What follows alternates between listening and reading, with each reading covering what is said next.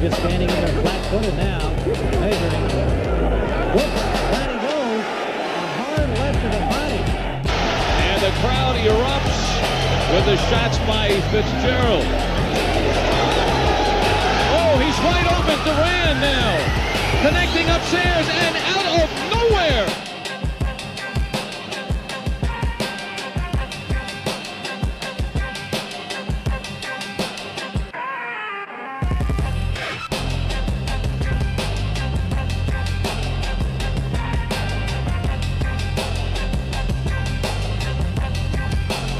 It's time to break down the Hands of Stone, Roberto Durán. Duran ended his 5-decade career having won world championships in 4 different weight classes. He had knocked out 70 competitors in 119 professional fights. Duran was a technical master at close-range fighting, with many of his hardest punches in any given match traveling only inches to their target. Although much is made of Duran's infighting, he was a highly skilled boxer on the outside as well. In fact, it was his ability to effortlessly manipulate distance that made him such a formidable fighter. Duran's strategy was to tie up his opponents and brutalize them from the inside to wear down their defenses. Duran would punch his way into close range, utilizing unpredictable jabs, feints, and head movement. Instead of snapping his punches back to his guard, Duran would circle his hands over and under his opponent's guard and into a hold. He was essentially combining his striking and grappling into one movement. Duran was most successful with a shifting 1-2, widening his cross around his opponent and then inside their lead arm. Another staple entering combination was the jab uppercut, allowing Duran to take an inside position right away. Either of these combinations could be followed with the lead hook that would control his competitor's opposite hand. Duran would employ these same techniques defensively, ducking in and circling his hands inside. Once Duran had control of his opponent's arms, he had control of the fight. Duran usually dedicated one hand to striking and one hand to grappling, and would switch between the two whenever it gave him an advantage to do so. The grappling hand was essential to Duran's strategy. He consistently disturbed his opponent's balance with overhooks, underhooks, and collar ties, taking away their base of support and limiting their power. Duran's constant wrestling and barrage of inside punches would exhaust his competitors. At the same time he was manipulating their balance, Duran was using his other hand to find an inside angle from which to attack. This was very similar to the hand fighting that wrestlers engage in to get a superior position, except used to set up strikes instead of throws. A modified elbow tie was now ideal for tight hook punches, while an inside position lent itself well to uppercuts. Duran was obsessed with taking the tightest possible angle of attack, always keeping his arms as close as possible to his ribs. This not only allowed him to consistently beat his opponent to the punch, but left them less openings to attack as well. Duran was able to use the feel of his opponent's arms against his own to interpret their intent, and defend against their movements almost simultaneously. When he felt a punch coming, he could stiff arm his opponent, or stop the punch short by pushing against their arm. When he felt an absence of touch, he knew his opponent was loading up, and he would duck, weave, or roll away from the oncoming blows. As his opponent tired, Duran tied him up less and abandoned his tight-angled punches. He instead fought shoulder to shoulder, moving out to mid-range to throw more loaded strikes, before weaving back to safety on the inside. While Duran kept his head leaning heavily on his opponent's shoulder, he gave his hips much more space. This meant he was deceptively far away, and could easily move between mid and close range simply by moving his torso. It also meant he could generate a great deal of power by shifting his weight from his front foot to his back foot. Most of Duran's fights ended with him chasing after an already beaten and battered opponent. Before we answer the bell to the rest of the video, I want to talk about today's sponsor, you. The sport's greatest champions need rock-solid support to get to the next level, and we're no different. That's why we've launched the Modern Martial Artist Patreon with 4 tiers: Sparring Partner, Fighter, Champion, and Legend. Because, with your help, the channel can tackle bigger and better projects as we go from a respected champ to the top of the pound-for-pound list. But what if you sign up right now? I'm happy you asked. For all patrons at the fighter tier and above, the team has been putting in some extra road work to bring you 3 patron-exclusive videos each and every month. This month's batch covers UFC lightweight GOAT Khabib Nurmagomedov, the lineal MMA heavyweight champion, the Predator Francis Ngannou, and the incredible first meeting between Dustin Poirier and Justin Gaethje. But it's not over yet. There's something for patrons at every tier. But I'll mention the highlights. Monthly polls about which fighters to cover, bi-monthly live chats, an exclusive community, end-roll shoutouts, and much, much more. Of course, every view, like, and share is instrumental in helping the channel, and the team is extremely grateful. But if you like what we do and want to see even more, sign up for the Modern Martial Artist Patreon today. Roberto Durán was perhaps the greatest lightweight of all time. He built a style around infighting that was entirely unique, using grappling to supplement his striking and ring control. Many of his techniques fell out of use in boxing, and have only recently seen a resurgence in mixed martial arts. In the last breakdown, we looked at how Durán used grappling to upset his opponent's balance and manipulate their distance. This time, we'll look at how Durán transitioned from these wrestling ties to trap his opponent's arms and create new openings of attack. We'll start with Durán's favorite position, an overhook. Durán would stop using this position to wrestle his opponent and instead trap his arm in the crook of his elbow or side. He would then throw a shovel hook to his opponent's exposed ribs. Durán could either twist his opponent's elbow up or pull his arm straight. Although Durán had a limited grip with his boxing gloves, he could use his wrists or elbows to execute a surprising amount of pulls. Durán could effectively use underhooks for this same purpose, tilting his opponent into his punch and amplifying his power. Durán also used underhooks for ring control, turning his opponents if he got caught on the ropes, and attacking them while they were off balance. Cutting off the ring on Durán wasn't a reliable strategy for his opponents, as they were essentially just taking themselves to the corner for him. The last position Durán commonly used to set up his punches was a collar tie. He would grab his opponent's neck and pull his head into the punch. Durán also used head control to trap his opponents in place to set up his cross.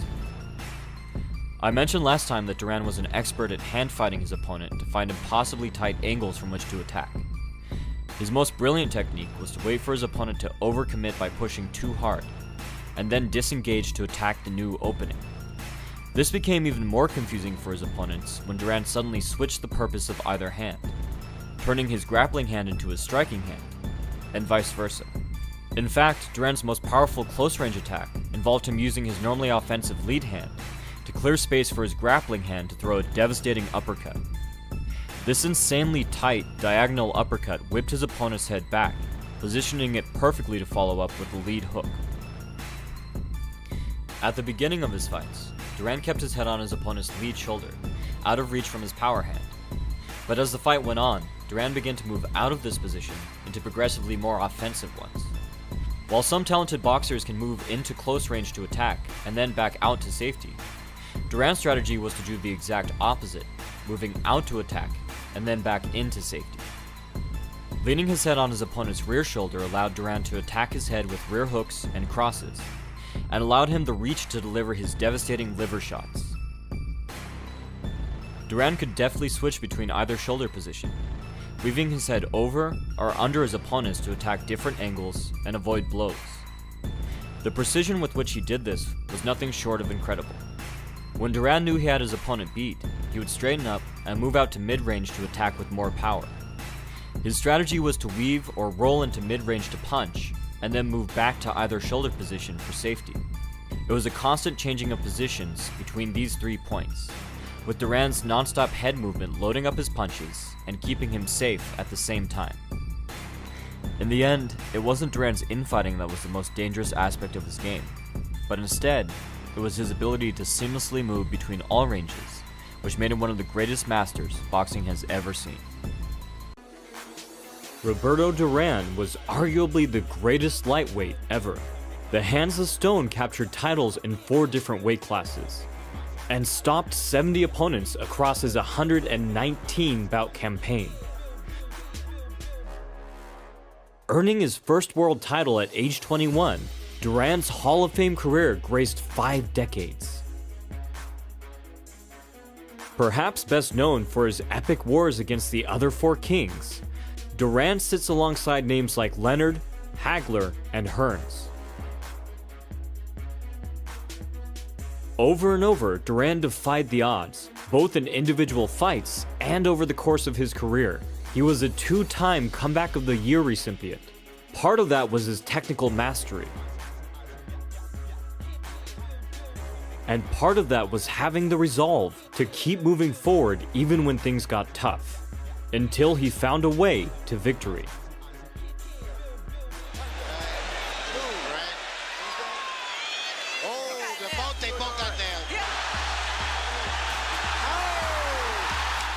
Part of what made the Hands of Stone boxing royalty was that he had a complete understanding of the game, able to transition between various ranges and styles seamlessly. Duran was like 4 or 5 elite boxers all rolled into one, each man an expert at a different style and range. Duran could transition from any position to any range smoothly because of this. He was as complete a boxer as they come. However, it was Duran's close-range clinch work that set him apart from most other athletes, especially when you look at boxing's more modern ages. Unlike other stab-and-grab boxers looking to roughhouse an opponent and fell them on the inside, Duran's inside game flowed through positions with a mix of hand fighting, misdirection, and punishing high-impact shots.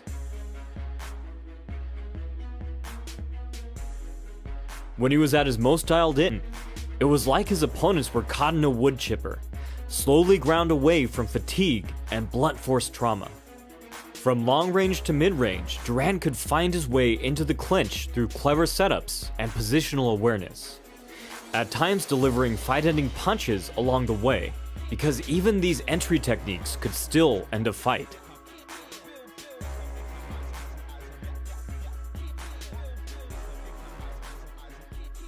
But every bout begins at long range. Duran's outside strategy centered around a tight jab, keeping his lead foot aligned with his opponent's. Duran tended to jab on the pivot and then step. This closed him off at a tight angle, meaning he could stay very safe while circling.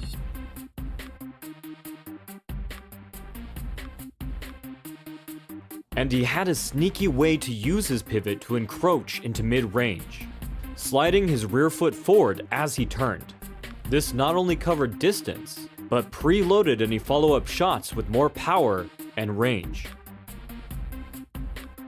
After conditioning the opponent to limited targets by keeping a tight, narrow stance, Duran would shock them by bursting forward with an aggressive wide step inside.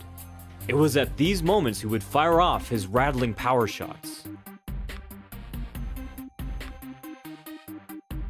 And Duran would actually use these same power shots to establish ties and holds. No matter what kind of defensive reaction the opponent chose, Duran could take advantage.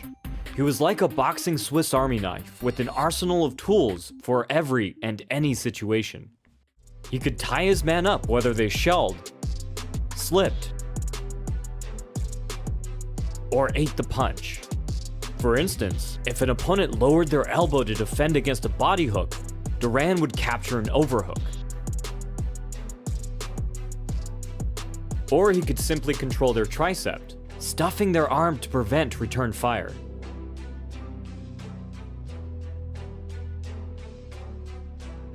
But head hooks and overhands were his favorites.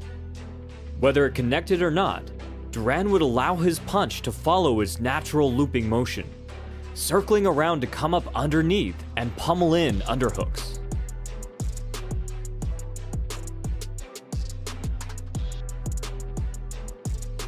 But Duran didn't need to force grappling opportunities. Boxing is a two-way street, and so those opportunities came to him. Duran's defense worked like a spider web, capturing victims who dared to reach too far inside. Just like his punch entries, his head movement flowed naturally into his grappling, offering multiple avenues for tie-ups. If he shoulder rolled to avoid oncoming traffic, he had a clear path to shoot an underhook. Always daring if not downright reckless, Duran could stay closer by turning his head to let punches skim past, similar to Ali or Canelo.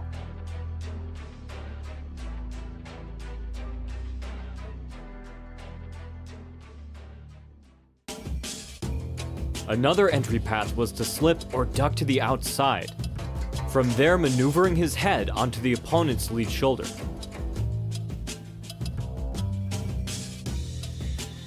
Alternatively, he could drop or roll far under the strikes, pressing his head to the opponent's lead hip. This is similar to several takedown entries in MMA, but instead of a takedown, Duran would wedge his arms into the opponent's guard on his way back up to an upright position. He could also take the inside angle to position his head on the opponent's rear shoulder. He liked to shift forward as he did this. Just like when he threw an overhand. It should be pretty clear that Duran didn't need to rely on any one particular setup. All Duran needed was a single leverage point to pull opponents into a whirlwind similar to the Tasmanian Devils. Throwing punches was like throwing Duran a rope to pull you in. If they targeted his head, Duran could swim in an underhook as their gloves sailed past his head. If they punched at his body or lowered their gloves for protection, Duran could capture an overhook.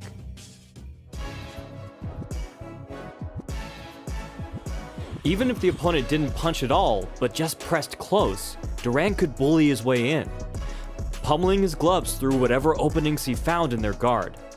He would pry open their shell or even pull apart their forearms like an elevator door, making room for crushing close-range punches.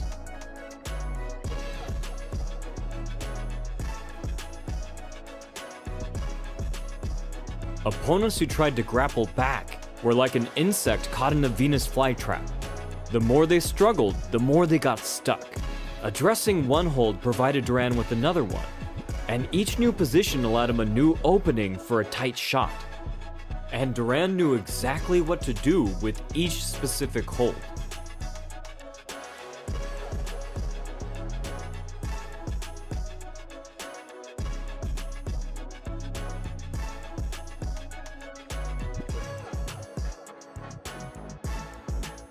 An overhook did more than just stop the opponent from punching.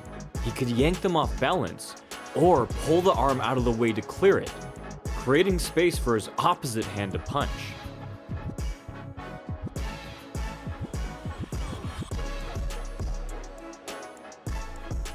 Similarly, an underhook could be used to tilt the opponent off balance, placing their head in a prime position for uppercuts. Or he could lift their arm to expose their ribs.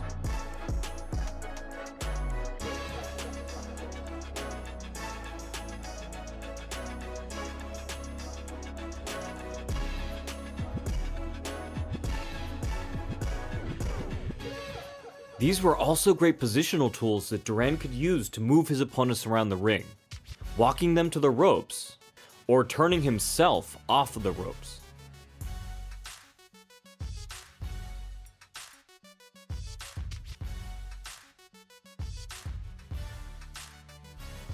Duran also liked to control the opponent's head, bullying them with collar ties and frames. Collar ties were great for pulling competitors into uppercuts. Frames were a great tool for disrupting the opponent's balance and setting up shots. Duran would press against their head, holding it in place like a nail before hammering home his punch. Some of Duran's most visceral highlights come from controlling the opponent's head with these two tools of the trade. Duran coupled all these close-range tactics with expert close-range head movement, staying glued to his opponent, Duran could duck and weave around their arms or head. This was not only defensively responsible, it also set up new angles for his bone-rattling body shots and short but powerful uppercuts.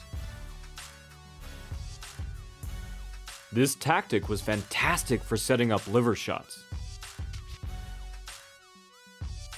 But Duran didn't always stick close. He would also use this same head movement to transition between ranges.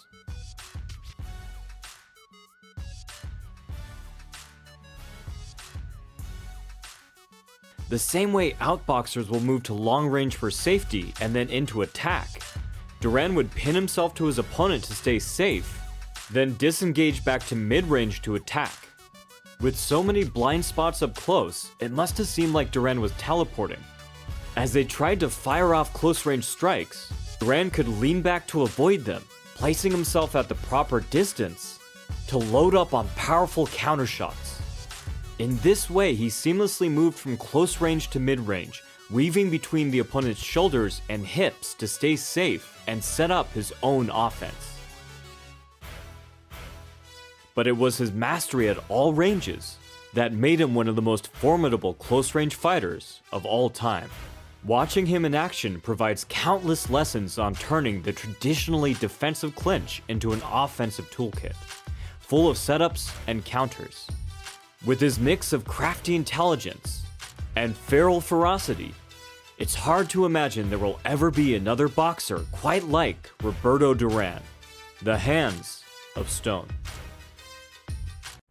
Roberto Durán and Sugar Ray Leonard fought for the first time in 1980, kicking off what would become an iconic rivalry in boxing. And while their second fight gets most of the attention due to its bizarre ending, their first encounter remains one of the most entertaining matches in boxing, and one of the best fights amongst the four kings.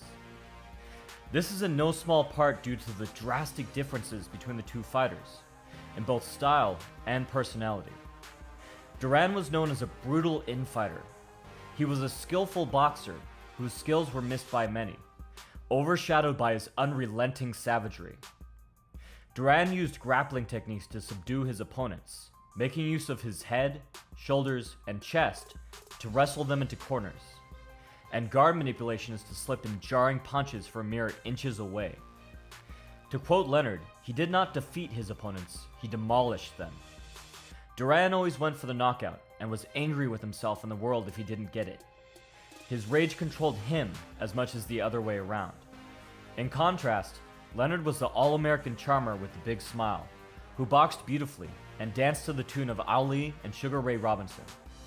He was known for his movement and speed, and his footwork and rhythm were so refined, he could use them in lieu of a jab to set up powerful blows. When the fight was made, Duran only had a vague idea of who Sugar Ray Leonard was, but the more he learned of him, the more Duran developed an intense hatred for Sugar Ray. Duran saw Leonard as an undeserving young pretty boy who was getting the majority of the attention and money. In fact, the press were treating the fight as if Leonard had already won. Although he was moving up in weight, Duran still enjoyed a record of 71 wins to 1 loss, with 56 knockouts. But most of the boxing community, including Muhammad Ali and Sugar Ray Robinson, predicted that Leonard would easily win the fight. One of the few outliers was Cus D'Amato, who prophesied that if Duran has the will to apply his skills with determination and courage, he will neutralize Leonard's ability. By the time the two first met, Duran was already seething. He made the decision to play to his reputation, to portray himself as savage, crass, and uncivilized as possible. El Diablo, they called me, the devil. I wasn't going to do anything to make them think otherwise. Good versus evil, and I was the bad guy. But they could write what they liked about me. I couldn't read English anyways. Duran now embellished on this role, shoving food into his mouth like a starving animal, jabbing Leonard hard during the press photos, and throwing foul insult after foul insult. The final straw occurred at the weigh-in, when Duran told Leonard's wife that after he was done screwing Leonard, he was gonna screw her too. So by the time the first bell rang, destroying Duran was all Leonard had been thinking about for months. To quote the Hands of Stone himself, "I pushed all of Leonard's buttons. I knew I could turn the fight into a brawl. It was meant to drive him crazy, and it worked." At first, Leonard tried to follow through on the game plan he had worked out with his team. The idea was to box Duran to death, moving from side to side and utilizing his large reach advantage to steer clear of the ropes. Leonard had even been taking tap dancing lessons to speed up his feet. The plan worked, but only for about 30 seconds. There was a huge problem with Leonard's plan to use his jab to establish distance. Very few of them were actually landing. Leonard would later praise Duran, saying he was a better boxer than he was given credit for, and he slipped punches almost as well as Benitez. Leonard was hitting air, but he had an even bigger problem. Duran loved to enter with a wide looping right, using it to clear his opponent's guard out of the way before coming up from underneath to secure a hold. At the same time, he would shift forward, weaving to stay safe, and using his right foot to cut off his opponent's escape. When Duran lived up to his expectation and did as expected, fully committing to his punches and weaving in wildly, Leonard was able to easily escape. But Duran was an intelligent boxer and well-versed in feinting punches to get his opponents to react the exact way he wanted them to. In the meantime, he himself remained entirely composed and well-balanced. By the end of the first round, it had become apparent that Duran could smoothly and easily follow Leonard's defensive movements by feinting and then following him, and Leonard was quickly running out of space to maneuver out of the way. By the second round, Duran was able to repeatedly pin Leonard against the ropes, trapping him and landing a barrage of sharp, tight body blows. This was Duran's plan, to spend the first 5 rounds making Leonard bear his weight and punishing his body, slowing his movements in the later rounds. And so far, Duran was the one executing his plan flawlessly. But it would not take 5 rounds for Duran's persistence to pay off. Only halfway through the second round, Duran nailed Leonard with a powerful lead hook that knocked him backwards. Because of Duran's preference for bull rushing, his opponents became highly reactive to level changes. Leonard would later note, Duran was the only boxer I ever saw who used his head to hit the speed bag. As such, Duran could effectively use a level change as a feint, like many in MMA do today. Duran had just executed this trick perfectly in order to set up the hook that shook Leonard. He changed head levels to get Leonard to react defensively, and then used that beat in the exchange to move in closer before throwing his punches. Leonard survived the round, and stood in his corner well before the bell rang for the third. He wanted to show Duran that he was still ready to fight. Duran had so enraged Leonard, he was ready to die rather than back down. But it would still take 3 more rounds for Leonard's head to completely clear. In the meantime, Duran picked him apart, showcasing his unique blend of wrestling and boxing. At one point in the third, Leonard was on the ropes for 30 seconds and took 17 punches without returning any. Like Henry Armstrong, Duran used his head and shoulders to knock his opponents off balance and drive them to the ropes. But Duran was as much a craftsman as he was a bully, and he could seamlessly weave left to right to rest his head on either of his opponent's shoulders. This kept him safe and set up new angles of attack. The technique was particularly effective for targeting his competitor's liver. Duran used this technique, and many others, to perform a symphony of destruction on Leonard. At times, Duran would even weave underneath Leonard's head, keeping his own head pinned to Leonard's chest and grinding his skull across his eyebrows. At the same time Duran was weaving between Leonard's shoulders, his hands were busy disrupting his guard and landing some of the tightest strikes in boxing. Duran could manipulate his opponents to create the smallest openings and then land compact, jarring punches through those openings. Leonard would later explain that each shot felt like a jackhammer being drilled into my skull. My teeth knocked back so hard I had to push them into place with my gloves between rounds. But I showed something I had never needed to show before. I showed I could take a punch. Leonard proved he could take a punch once again in the beginning of the fourth, when Duran smoothly slipped his jab and returned a hard right that drove him into the ropes. When Leonard tried to go on the attack, Duran was able to rely on his superior counterpunching. But the biggest surprise to those watching around the world was that Duran seemed to have hands almost as fast, or maybe just as fast as Leonard's. Duran continued pressing forward and digging into Leonard's body throughout the round. Duran ended the round by taunting Leonard with his hands low, evading every punch Leonard threw in retaliation. He then secured an underhook and turned him back against the ropes, so he could unload on him again until the bell rang. Watching from the front row, Ray's wife started to bawl. Finally, in the fifth, something changed in Leonard. Leonard now refused to move backwards, getting low and wrestling with Duran, trying to match him at his own game. He took extreme risks, leaving himself open and enduring shots in order to land a few of his own. Many fighters would have been broken mentally by Duran's unrelenting pressure, but Sugar Ray's response was not to fade. It was to become enraged. "I couldn't tell you why," he would later say. "I think my fighting instincts just took over."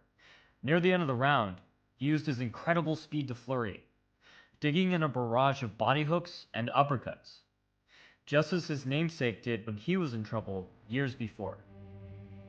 He was by no means winning, and Duran was evading most of his punches. But Sugar Ray was starting to hold his own. For the first time in the fight, the two looked evenly matched. The sixth was more of the same, with Leonard starting to rival Duran's wild savagery. Although Duran still proved difficult to hit, Leonard had effectively stunted the Hands of Stone's offense. Duran was too focused on defense at this point to land with the same consistency as he had in the earlier rounds. Leonard's ability to fight fire with fire was buying him much needed time to recover and get his bearings. In the seventh, Duran became more reckless as well, which led to one of the most entertaining, intense, and brutal rounds in boxing history. Both fighters threw everything they had into lightning-fast combinations. But this was no slugfest. Although both Duran and Leonard were being recklessly aggressive, they still displayed masterful defense, slipping, ducking, and blocking before immediately returning fire. At times, the fighters looked surprisingly similar, but the main difference was that Duran punched and grappled at the same time, whereas Leonard would look for a superior position and then pick what he felt was an opportune moment to flurry. When the round ended, all three judges scored the seventh even. But despite Leonard's efforts, he still had not managed to hurt Duran the same way Duran had hurt him. He'd later relate, "Despite my renewed determination, I didn't come close to hurting Duran. I missed my target over and over, and when I did land a strong combination or two, he would immediately land with an effective flurry of his own. If anything, the hits he took made him counter with greater fury, as if he actually enjoyed the pain." Over the last few rounds, Leonard had been surviving on pure willpower alone, but in the eighth, he began to develop effective techniques to stifle some of Duran's attacks. Leonard, either through experience or intuition, picked up on how Duran liked to switch hand positions to set up attacks. Duran liked to switch which hand was grappling and which hand was striking, and then take his opponent by surprise during the switch. So in response, Leonard kept changing his head position every time he felt Duran adjust, keeping his head safely tucked away from Leonard's free hand. Eventually, he realized he could time his shots off of this technique. Now able to somewhat stifle Duran's inside work, Leonard fought Duran at mid to long range, but just as Leonard was competent at inside fighting, Duran's head movement, feints, and rhythm allowed him to remain competitive from a greater distance. This was despite Leonard's massive 5-inch reach advantage.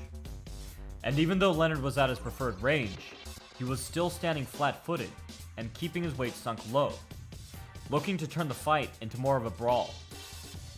From his corner, Leonard's coach pleaded with him to box. But Leonard had incredible movement, and although Duran had neutralized a lot of it through feints and wrestling, Leonard had seemed to throw the baby out with the bathwater, discarding the very tools that had brought him to the top. Neither man had stopped punching for the last 20 seconds of the round. By the end, Ray's wife had stopped crying, but only because she'd just fainted. By the ninth, the fight had truly transformed into one of the most complete fights in boxing history, with the fighters displaying all skill sets and moving seamlessly between all ranges. Both fighters were willing to fight anywhere, in any way, employing skillful defense with recklessly aggressive offense. Once again, all three judges scored this round even. In round 10, the momentum again shifted. If there was one thing that set Leonard apart from the rest of the Four Kings, it was his ability to adapt mid-fight. When Duran charged in, Leonard now sidestepped, and pushed down on Duran's head to knock him off balance and turn him.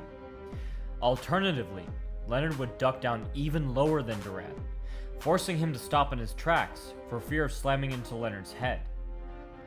Now that Duran's wrestling had finally been dealt with, Leonard could focus on intelligent offense. With a second or two to breathe, Leonard could set up attacks and read Duran's movements. He caught Duran as he tried to duck away with a hard, chopping right. For the first time in the fight, Leonard had seriously hurt Duran.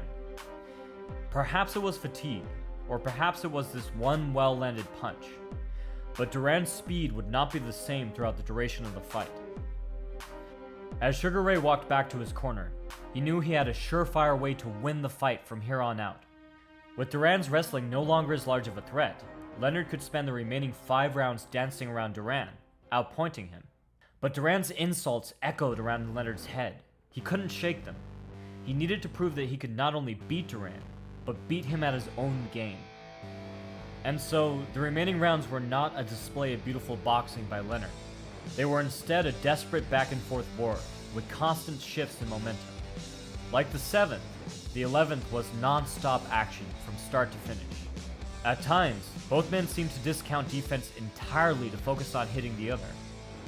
One man would be pummeling the other against the ropes 1 second, and then the other would suddenly and violently take control. The majority of boxers could not take this pace for more than a few rounds. And these two champions had fought at a tremendous pace for 11 rounds thus far, and still had potentially 4 more rounds to go. But far from slowing, they were just getting started. The 12th began with both men sharpshooting at long range before once again shifting to mid-range. Both fighters had their moments, but Duran ended up getting the better of more exchanges, and was dominant in the later half. After the round, he told his corner that was it. He knew he had won the fight. His corner admonished him, telling him it wasn't over yet. Don't let Leonard breathe. So in the 13th, Duran picked up where he had left off the last round, driving Leonard against the ropes. But then, Leonard turned him and attacked ferociously, backing Duran into a corner and connecting with hard, solid punches. Duran fought through though, and managed to rally, damaging Ray so greatly from against the ropes, he was forced to retreat to the center of the ring. But then, Ray once again got the upper hand, landing tearing, whipping punches that stopped Duran in his tracks.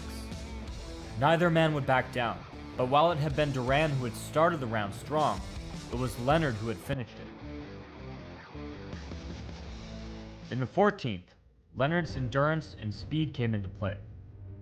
While Leonard had been taking the majority of the body shots, it was Duran who had noticeably slowed.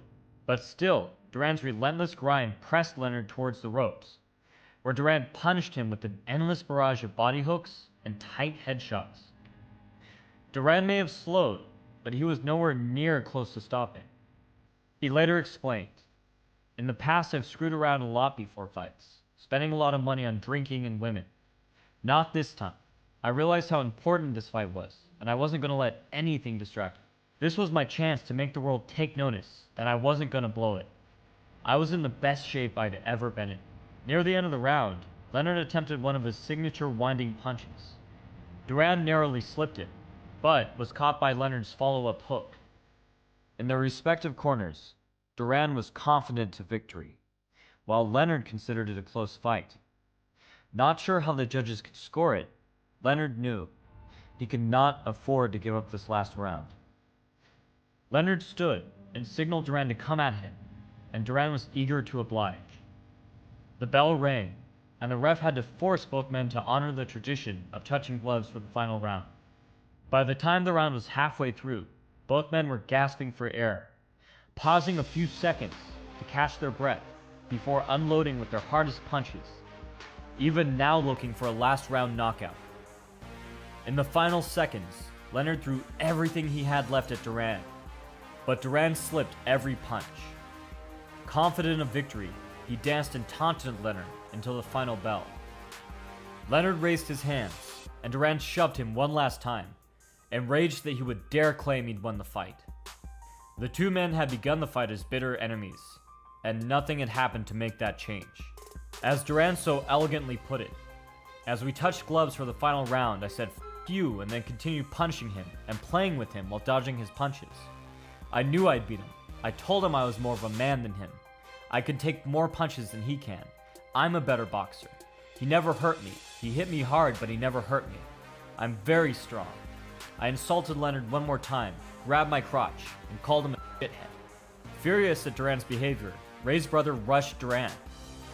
Duran knocked him out in one shot, but few noticed amidst all the confusion, and sadly, only the star of the incident was partially caught on camera. The judges' scores were being tallied, and both men awaited their respective fates. The results would impact both of their lives forever. Although it was a close fight, Duran was named the victor, and solidified himself as one of the true greats of boxing. Leonard was forced to taste defeat for the first time in his life. Duran would later explain, "I won because I made Leonard fight my fight. He was forced to box flat-footed, and in that way, I made him take big punches. He thought he was showing a lot of courage by taking so many. Maybe, but mostly, he was showing a good way to lose." Duran would return triumphant to Panama, where he had survived as a child eating garbage, to crowds of thousands and a life of wealth and fame. Although Leonard had made over 5 times more than Duran, the fight would have a terrible impact on his psyche. Put simply, Leonard was devastated. He had been certain he would defeat every opponent put in front of him, and then retire on top like Rocky Marciano, invincible forever. Now, he considered retiring early. But over the weeks, as the wounds healed and the pain lessened, he began to realize what had happened. Leonard had just been exposed to the results of psychological warfare. In his own words, "Never did another fighter penetrate my psyche as much as Duran, and there was nothing I could do about it. Understanding the essence of the opponent I was facing made it easier for me to beat the living daylights out of them, and then, when the fight was over, to show genuine empathy. With Duran, it wasn't until too late that I figured him out. He wasn't a madman. He only pretended to be one." Leonard decided that he did not need retirement. He needed a rematch. As it turned out, he would get one. And what transpired would shock the world.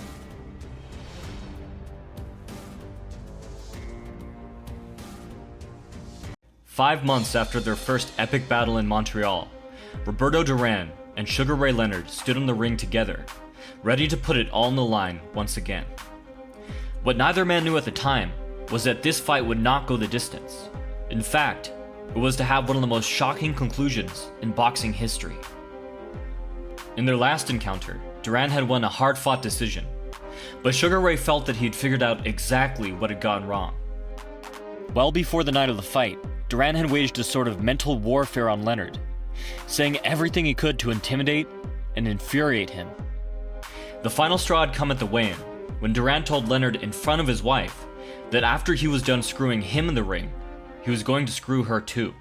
Durán had delivered on his first threat, trapping Leonard against the ropes, landing a barrage of sharp, tearing body shots and tight, powerful uppercuts.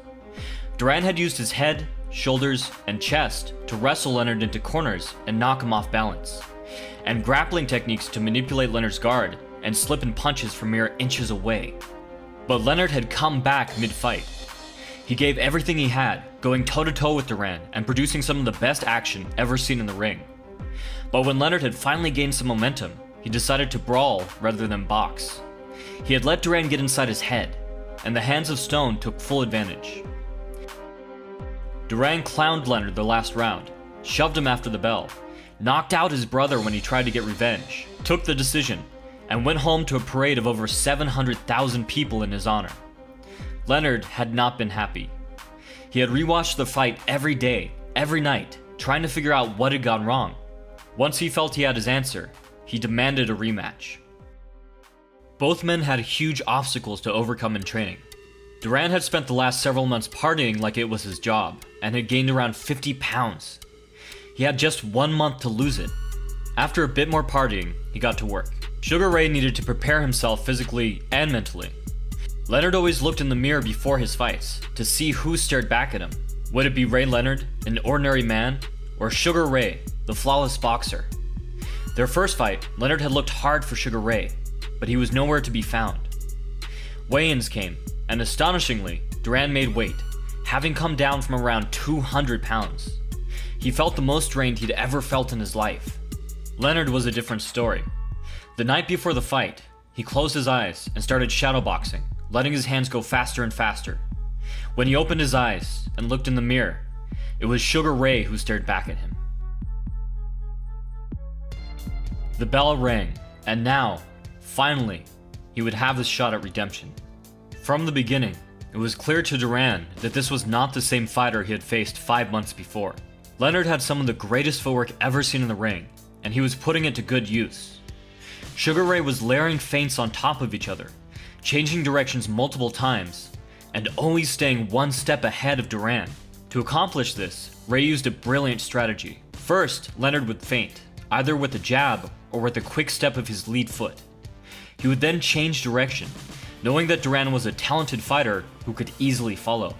But then, once Duran had fully committed, Leonard would change direction a second time, throwing Duran entirely off balance. As an additional benefit, each time Duran committed to Leonard's first direction change, he opened up more space for Leonard to move back to the center of the ring. While in camp, Leonard had practiced circling away the second he felt the bottom strand of the ropes touch his calf. This tactile response essentially let him have eyes in the back of his head, allowing him to navigate the ring on instinct. Near the end of the round, Duran did manage to corner Leonard, but Leonard ducked under Duran's right, hooked his body to turn him, and pivoted out, putting Duran in the exact position he'd been hoping to put Leonard in. Now Leonard pressed Duran towards the ropes, forcing him back with a 1-2, landing a body jab, and rebounding off of his rear foot to land with a hard right to end the round. Heading back to his corner, Leonard was confident that the fight was going exactly as he'd planned. In the second round, Leonard took his domination one step further. He displayed a new ability to move, punch, grapple, and infight all at the same time. Again, Leonard had learned these new tricks in training. He brought in a new sparring partner who idolized Duran and imitated his style. This got Leonard accustomed to Duran's rough style of infighting. Leonard invited his new sparring partner to fight dirty, asking him to throw elbows, headbutt, and throw low blows. By the end of his camp, Leonard could fight in a phone booth. Leonard had a chance to showcase these new skills near the end of the round, when Duran jabbed and level changed, looking to enter in low and charge into Leonard. But Leonard anticipated this, and countered with a body hook and an overhand right. He then shuffled away before Duran could retaliate. Duran gave chase, switching into southpaw to follow Leonard, whose quick shuffle inside had moved him into a southpaw position as well. Leonard parried Duran's lead hook, stepped back, and pivoted into a lead hook of his own. He followed up with a right that Duran deflected off of his elbow. Duran was knocked off balance, but he wasn't one to give up easily. He readjusted and continued on with his attack, but Leonard was already L-stepping away, moving inside Duran's hook, changing direction, and countering with the left. Duran shifted forward again, this time managing to collar tie Leonard and pull him in tight, right where he wanted him. For all of his footwork, Leonard could not keep Duran at arm's length forever. But Leonard had spent weeks preparing for this, and snuck in a tight uppercut to Duran's jaw. Duran threw an uppercut of his own, but Leonard blocked it, tied up Duran, turned himself off the ropes, and landed another, harder uppercut. Duran wisely retreated to avoid the third. Leonard was showing that not only could he avoid the majority of Duran's attacks by staying at long range, but that he could also outscore him at close range. By keeping his free arm on the inside of Duran's, he could stifle his attacks, and pave a clear path for his own. Leonard again landed a powerful overhand right near the end of the round, and finished with two lightning-fast jabs that snapped Duran's head back. In his corner, Duran knew he needed to turn things around, and in the third, he did. Duran realized he couldn't fully commit to his attacks without Leonard leaving him in the dust, so he took his time cutting off the ring. He stayed lighter on his feet, stood more upright, and led with his jabs. Anticipating that Leonard would immediately dart away from any attack, Duran blocked his exit by controlling his hips, and then drove him into the ropes with his shoulders and head. But Leonard's improved inside work allowed him to hold his own. He was comfortable changing angles while clinching, and was using Duran's low center of gravity against him, pushing off of his head to turn him, and steering him into his punches. However, it was Duran who was landing the harder blows by far, slipping many of Sugar Ray's flurries and punishing his ribs. In the fourth, the battle continued to be waged on the inside. In the first serious exchange of the round, Durán entered with a 1-2, slipping inside of Leonard's counter jab. Leonard turned his punch into a collar tie, but Durán took advantage of the opening this created by spearing Leonard hard in his exposed ribs. Leonard straightened his arm to smother Durán, and then wrapped his arm to pull Durán into an uppercut. But Durán turned away. Both men threw at the same time, both missing. Then both men threw an uppercut, both landing. Then each man tried to flurry, but again, both were too slippery, their reflexes honed through years of intensive practice. It seemed like for every punch one fighter landed, the other would land an equally devastating blow.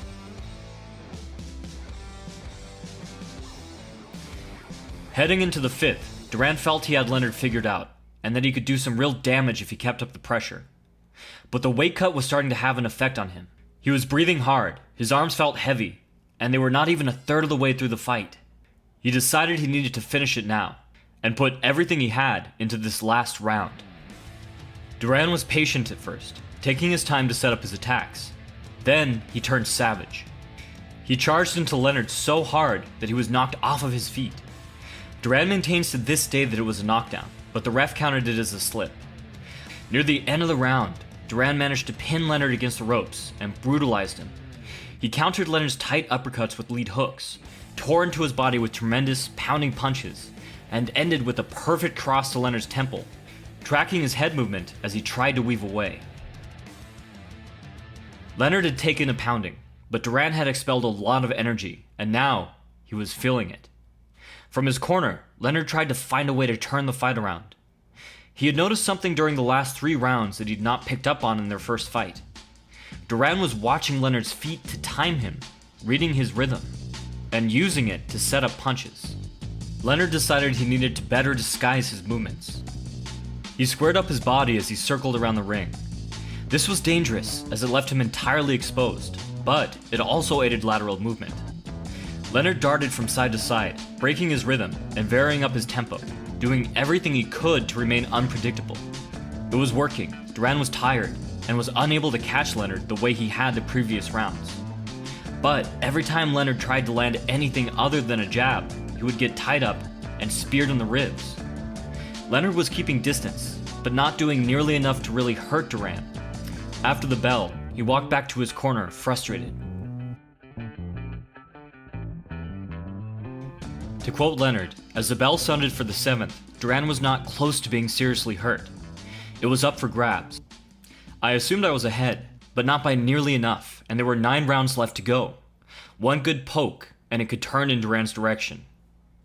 Leonard was right. As of the 7th, the judges had him slightly ahead by only a few points. And through the first half of the 7th, Durán continuously caught Leonard with well-placed shots. That's when Leonard remembered something that his brother Roger, the same brother that Durán had punched out at the end of their last fight, had suggested to him during camp. He had told Leonard that he needed to provoke and embarrass Durán. Make fun of him, he had said, and he won't know how to handle it. Make fun of Durán? Leonard had asked. The man was a killer. But now, suddenly, Leonard decided it couldn't hurt to give it a try. And so, Leonard set out to enrage Durán. He repeatedly stuck his chin out and moved away before Durán could catch him. He danced and taunted, just as Durán had done the last round of their first fight. And Durán responded exactly the way Leonard had thought he would. Already tired, Durán's punches became wild and clumsy, and his timing was thrown completely off. But Leonard wasn't done. He wound up his backhand as if to throw a bolo punch, but instead he threw a jab. The crowd roared, laughing at the great Roberto Durán. The man that Frazier had compared to Charles Manson was now a laughingstock, the butt of the joke. Recalling the 7th years later, Durán would explain, "Of course I was frustrated, because I wanted to box, not dance salsa or play like a clown. I motioned him to come fight me, but he kept dancing. That's not boxing." Durán was furious. Of course, Durán's emotional, unrefined punches only made it easier for Leonard. He drove Durán into his shots, and then ended with an Ali shuffle. Durán had practiced psychological warfare in their first fight, essentially beating Leonard before the fight had begun. Now, Leonard had found a way to do the same during the fight. Not with his words, but with his actions. After the bell, Leonard's coach begged him to stop clowning, scared he would get caught being reckless. Leonard agreed, but it didn't matter. Duran had already felt drained from the 50-pound weight cut, and now he had received an entirely new kind of damage. Duran's pride had been hurt, and he could not get back into the fight. Leonard had humiliated Duran in the 7th, and now, in the 8th, he would do to his body what he'd done to his pride. Leonard scored repeatedly on Duran, who was so infuriated, tired, and embarrassed that he seemed to have lost half of his skill in a single round. Sugar Ray landed nearly everything he threw, moving in and out and escaping off angle before Duran could do any real damage. With half a minute left in the round, Duran decided he'd had enough. In one of the most shocking moments in all of sports history, Roberto Durán, record of 72-1 with over 50 knockouts, the Hands of Stone, one of the toughest, meanest men to ever enter the ring, walked away, raised up his hand, and quit. Leonard, believing it must be a trick, rushed in and kept fighting, but Duran signaled he wanted none of it. The referee, thinking he must be misunderstanding Duran, motioned for them to fight. That was when Duran uttered the now famous phrase, "No mas." Duran wanted no more.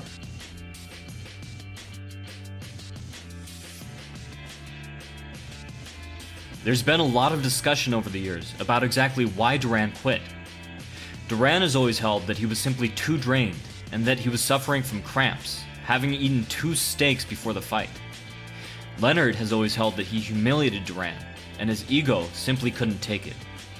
Perhaps the most interesting take on No Mas comes from one of his greatest admirers, Mike Tyson, who believes that Duran showed great courage in admitting defeat, and that sometimes it's more honorable to throw in the towel, rather than continue on needlessly. Whatever Duran's reasons for quitting, he had never considered the consequences. Duran had gone from scrounging for food in the garbage bins as a child to a national hero, but now he was seen as an outcast, a traitor to his people. Everyone but his family would abandon him, and it would be a long, dark road back to glory. Leonard, having avenged his one loss, set himself on a collision course with one of the most powerful boxers in history, the Hitman, Thomas Hearns. Every former champion thinks they have one more great fight in them, some pushing themselves far past their limit and continuing on well beyond their prime. Many thought the same of the legendary Hands of Stone, Roberto Durán. Duran was set to fight the current champion, Iran the Blade Barkley. Barkley was in his prime, being 10 years younger than Duran. At 6'1", he stood 6 inches taller, with a 6-inch reach advantage. To top it all off, Duran would be fighting for the middleweight title, 3 divisions above his natural weight class. Duran was no stranger to overcoming long odds. He had survived extreme poverty in the streets of Panama, rummaging through garbage to stay alive, and working tirelessly to learn the ins and outs of boxing. Through focus, commitment, and sheer willpower, Duran had worked his way up the ranks to become champion, becoming widely recognized as perhaps the greatest lightweight of all time.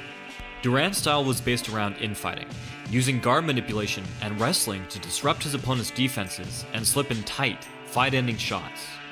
Eventually, he used these tactics to stun the world, defeating Sugar Ray Leonard to take the welterweight title. A few controversies, and many years later, he destroyed Davey Moore to win the junior middleweight title. But to many, these accomplishments were now null and void. Duran had lost his edge and aged out of his prime. Adding to the arguments of Duran's detractors, Barkley had taken his title by knocking out another legend, Thomas the Hitman Hearns. Duran's own fight with Hearns had not gone well, and many wondered how Duran could hope to have any chance against Barkley, when Barkley had flattened the man who had taken out Duran so easily.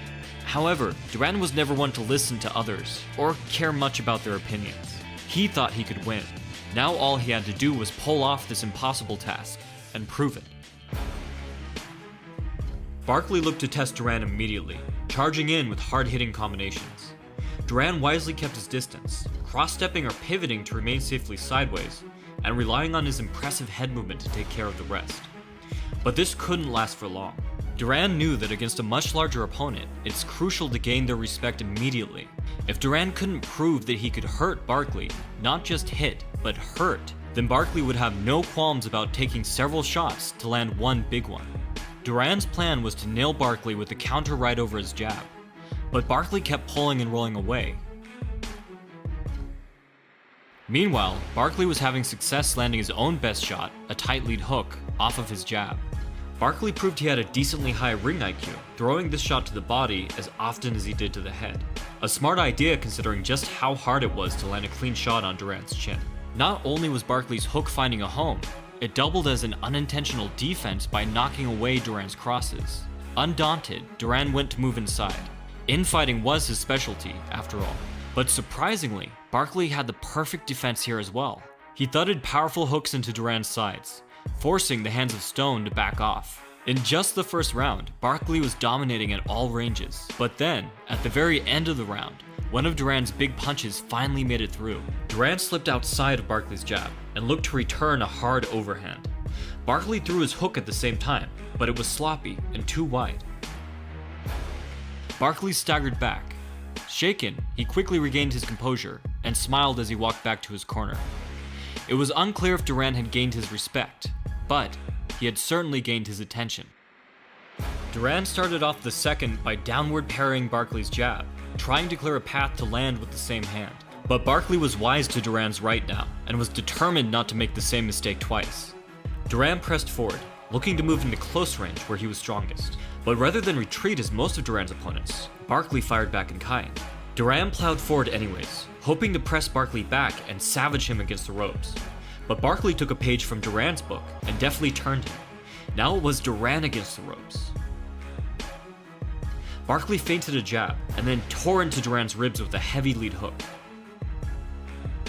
Duran shifted forward with an overhand and slammed his new rear hand into Barkley's stomach. But Barkley was unfazed, and Duran was forced to back off when Barkley pounded in his own body shots. For the rest of the round, Barkley brutalized Duran's ribs, trading him blow for blow. Barkley was a completely fresh, much bigger opponent. Even if Duran landed more, it was Barkley's body shots that would deal more damage. It seemed apparent that Barkley had the perfect game plan to deal with Duran's unique style. For now, Duran would have to bank his chances on the one tactic that had worked for him. The bell announced round 3. Unable to make any headway in fighting, Duran spent round 3 at long range, jabbing and counterpunching with expert timing and precision. Barkley's superior reach should have made his jab his most valuable tool, but Duran used it against him, slipping and stepping in to close the distance. Duran avoided long exchanges, landing a few punches, and then quickly moving back to safety. For the first time, the fight seemed truly competitive. If Duran could build on his success, he had a good chance of winning. But in round 4, Barkley proved he would not go down so easily. Tired of taking Duran's constant jabs and hard overhands, Barkley decided to pour on the pressure himself. While moving in close would mean that Duran had more opportunities to connect, it would also let Barkley use his size to move Duran around the ring and knock him off balance. These were the kinds of situations where Duran normally thrived, smothering his opponent's punches while landing his own. But Barkley again proved himself to be more than just a hard hitter, showing off his ability to time Duran and land tremendous uppercuts. These uppercuts would play a significant role over the remainder of the fight. Duran was nothing if not stubborn. He seemed determined to land the last shot of each exchange, but Barkley wasn't making it easy. Both men took hard shots, but neither could gain more than a temporary advantage. Later in the round, Duran deftly sidestepped to gain a better angle, smashing a right into Barkley and trapping him against the ropes. But then, Barkley returned the favor, angling out to get off the ropes himself and driving a tight right into Duran's temple. As the round came to a close, it was anyone's guess how the fight would end. But either way, the audience was getting their money's worth. The fourth had been an incredible display of both skill and brutality, but as it turned out, it would pale in comparison to the fifth. Duran used one of his more common tactics, weaving in to place his head on Barkley's shoulder. This both protected his chin and got him close enough to sneak in shots through Barkley's guard. Duran liked to use one arm to control his opponent, tying them up and disturbing their balance, and the other arm to punch. He did so here, weaving away to throw, and then weaving back to safety. Duran would also weave from shoulder to shoulder, placing him in a better position to hit Barkley's right side. This both kept Barkley guessing and put Duran in a prime position to target his liver. But here Barkley's uppercuts again proved too much to handle. Duran's tactic of protecting his chin by resting it on his opponent's shoulder wasn't working near as well against such a tall competitor. Even when Duran managed to pull away in time, his upright posture left him vulnerable to follow-ups. And while Duran was doing a better job of cover blocking Barkley's body shots, Barkley was using this tactic against Duran, throwing low to entice Duran to drop his guard and clearing a path for his headshots. As the round progressed, it seemed that most everything Duran landed was a counter he threw after getting hit. This is a rare skill and it kept Duran in the fight, but it was by no means ideal. By the end of the round, both men had absorbed the amount of punishment often taken in a full fight. In Barkley's corner, his coach told him to work behind his jab, but in the 6th, it was Duran who used his jab to reset the pace. Perhaps Duran had realized he had little chance of winning by trading shot for shot and trying to bully a bigger, stronger, younger opponent. Duran instead avoided brawling, expertly timing his jab to set up 1 or 2 shots, and then quickly retreating out of the way. When Barkley attacked, Duran evaded, countered, and then reset to long range. The Hands of Stone even avoided infighting until the last 10 seconds of the round. This would by no means lead to a knockout, but it was exactly what Duran needed to recover and get back into the fight. Of course, Duran was not looking to survive the fight, he was looking to win it. So in the 7th, he again tried to close the distance, hoping to do some real damage. Barkley's well-placed uppercuts persisted, but midway through the round, Duran adjusted. Simply pulling away would only give Barkley the space he wanted to land harder blows. But Duran started pulling and then countering immediately. Duran had come to expect Barkley's uppercuts, and was now treating them as an opportunity rather than a hazard. That was one problem dealt with, but Barkley's body shots were still a big deterrent when it came to infighting. Duran was keeping his arms lower now, but this of course turned Barkley's tremendous hooks into an even bigger problem. With his arms low, Duran had to rely on head movement to protect his chin, and there was no way to avoid every single shot that came his way. Just as Duran was starting to gain serious momentum, 2 picture-perfect lead hooks whipped his head around. Throwing 2 hooks off the same side that fast with that much power is an incredibly rare talent to have, and now a 3rd was coming. Duran narrowly avoided the last fight-ending shot and soldiered on. The 2 stared each other down at the end of the round. The fight was proving more difficult than either had anticipated, and both were now eager to finish it. The bell announced the 8th. Since Duran couldn't build on his punches while infighting, he instead tried to add more punches onto the overhand that had been working so well for him. But this proved to be a terrible idea. There's an old saying in boxing, never hook with the hooker, and it held true here. By trying to add on a hook to his overhand, Duran gave Barkley the perfect opportunity to land his hook. Duran usually rolled with punches, but this time he moved right into one. He staggered back, in serious trouble. He managed to get his balance just in time, but his head was far from clear. Fighting on instinct, Duran relied on his aggression. In a way, it was his best defense. His senses may have been too dulled for him to defend well, but if he were going to take punches, then Barkley was going to take them too. Duran stayed inside, where Barkley didn't have the space to land his hardest shots. Unable to safely pull away to mid-range, Duran took a number of devastating uppercuts. However, by the end of the round, his head seemed to have cleared. He managed to survive until the bell, and even finished strong. Of course, it was anyone's guess if he could get the momentum back. Barkley's insane lead hooks were proving to be the deciding factor in the fight. As he did in the 6th, Duran went back to boxing. He used every trick in the book to set up his overhands, level changing, feinting, staggering his steps, and breaking his rhythm. Duran was landing, but he wasn't doing enough real damage to change the course of the fight. And though Barkley's work rate was down from the last round, his lead hooks were still getting through. But late in the round, Duran finally found a solution to Barkley's devastating lead hooks, and this tactic would prove to be the deciding factor in the 10th. Duran's idea wasn't to stop Barkley's hook, or even to try and counter it. Instead, Duran drew out Barkley's best punch on purpose, just to make him miss. The first time Duran drew Barkley's hook, he ducked underneath, and Barkley completely lost his footing, putting himself in a terrible position and giving Duran the opportunity to land several counters. The second time, Duran feinted across, only to weave under Barkley's counter hook once more. Barkley again stumbled out of position, a look of total confusion on his face. For a fighter, nothing is more tiring or disparaging than consistently missing punches. Now Duran had Barkley questioning his own best shot, leaving him unsure if he were actually attacking or trying to draw an attack. The uncertainty Duran created in Barkley helped him to land more often, and finally put long combinations together. Now each time Barkley hooked, Duran would stop punching mid-combination to weave underneath, before continuing with his relentless assault. Barkley started to slow, even backing off at jabs. By mid-round, Barkley's rhythm was completely gone, and Duran lowered his hands, slipping punch after punch, before unloading another huge overhand. As the round came to an end, Duran was still down on the scorecards, but it now seemed he had a real chance of winning the fight. However, with only a few rounds left to make up points, he would most likely need a knockdown. As the 11th approached, a member of Duran's team encouraged him, shouting, "Prove you are the champion." Duran smiled and went out to try and make history one more time. Duran poured out everything he had and built on the success of the last round. He pulled and countered uppercuts, he weaved underneath hooks, and countered Barkley's body hooks with tight head hooks before Barkley could withdraw his punch back to his guard.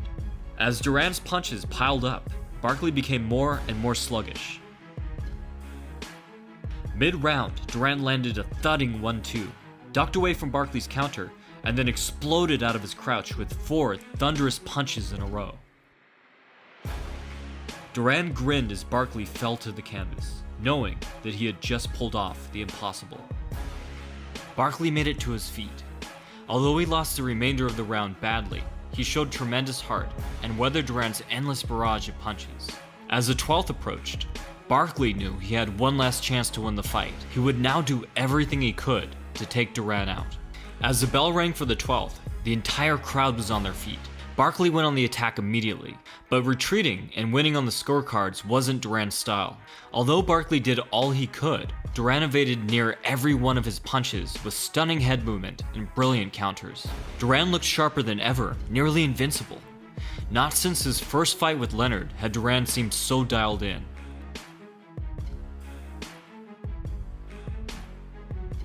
As the round came to a close, it was no doubt Barkley who was lucky to have survived. Barkley raised his hands, claiming victory. Duran stared defiantly, his team raising him into the air. The crowd roared their appreciation, and the announcer read out the judges' score. The first judge ruled the fight for Duran, the second for Barkley, and the third for the Hands of Stone. Duran had taken a title in his 4th weight class. Once again, he had pulled off the impossible. Stay tuned for more technique breakdowns, and one final fight in the Four Kings saga. From the Modern Martial Artist, this has been David Christian, wishing you happy training.